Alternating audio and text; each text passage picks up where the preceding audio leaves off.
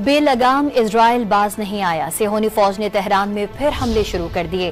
اسرائیلی فوج نے ہیلی کاپٹرز اور میزائل لانچرز کو تباہ کرنے کی ویڈیو جاری کر دی۔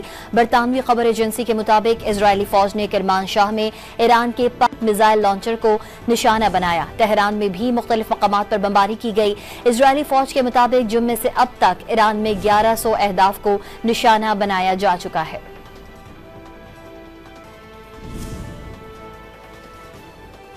بے لگام اسرائیل باز نہیں آیا، صہیونی فوج نے تہران میں پھر حملے شروع کر دیے۔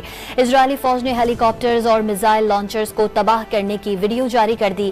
برطانوی خبر ایجنسی کے مطابق اسرائیلی فوج نے کرمان شاہ میں ایران کے 5 میزائل لانچر کو نشانہ بنایا۔ تہران میں بھی مختلف مقامات پر بمباری کی گئی۔ اسرائیلی فوج کے مطابق جمعے سے اب تک ایران میں 1100 اہداف کو نشانہ بنایا جا چکا ہے۔